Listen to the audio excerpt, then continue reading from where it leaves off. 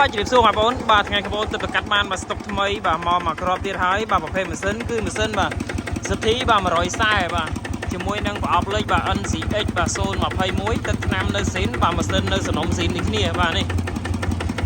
បងប្អូនបាទអាចមើលគីកបានសម្រាប់ខ្ចៅបាទស្ទះមុខបាទអត់ដែរដោះជាមួយនឹងបាទខ្ចៅអញ្ចឹងក៏ដែរដោះដូចគ្នា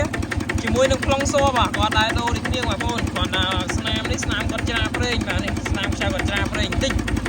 ក៏ដូចជាបាទក្បាលកន្លះក៏នៅសំណុំស៊ីននេះគ្នាដែរបងប្អូនបាទហើយសម្រាប់បាទសិទ្ធិ140នេះក្បាលកន្លះវាគឺ K12 បាទជាមួយនឹងសាច់ប្រអប់លេខវិញបាទអេមកបងប្អូនបាទអេមែនទេបាទទឹកឆ្នាំវាយើងអត់មានធ្វើទេបងប្អូនបាទនៅទឹកឆ្នាំស៊ីនគាត់តែម្ដងហើយបាទសម្រាប់កន្លះកង់វិញបាទបងប្អូនបាទកង់កាប់ហើយស្រាច់បងប្អូនបាទនេះជាមួយនឹងយិនឡានហើយស្រាច់ទៀតបាទអេមែនទេបាទកង់កាប់នេះបាទបងប្អូនបាទនៅបាទយើ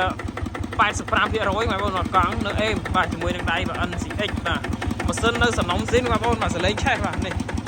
អេមែនទេបាទតម្លៃធូរថ្លៃទេបងប្អូនបាទតម្លៃឈុតនេះបាទតម្លៃត្រឹមតែ6លានជាងទេបាទនេះសម្រាប់បងប្អូនបាទដែលគាត់មានលុយ6លានជាងចង់បានបាទប្រភេទម៉ាស៊ីនសិទ្ធិបាទសំណុំស៊ីនបាទដៃ X ទឹកឆ្នាំស៊ីនកង់កាប់យ៉ាន់ឡានបងប្អូនបាទអាចមើលឈុតនេះបានបាទដែលលេខកូដវាគឺបាទលេខកូដវាបាទគឺលេខបាទ426បាទលេខកូដ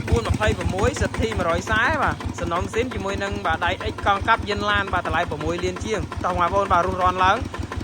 ម៉ាស៊ីនសំណុំអញ្ចឹងបងប្អូនបាទគឺយើងអត់សូវសម្បូរទេបាទតម្លៃធូរអញ្ចេះបាទអញ្ចឹងម៉ាស៊ីនបងប្អូនមានតម្រូវការបាទចង់បានបាទគោយន្តមួយទឹកបាទតម្លៃត្រឹម6លានជាងបងប្អូនបាទកុំភ្លេចជាមួយនឹងហាងបាទ6លានបាទលក់គោយន្ត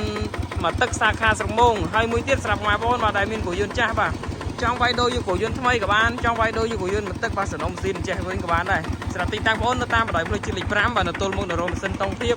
នៅភូមិពោពីឃុំគៀស្រមោលរិស័យខេត្តបាត់ដំបងតតែម្ដងបងប្អូនបាទជិះបានអរគុណបងប្អូន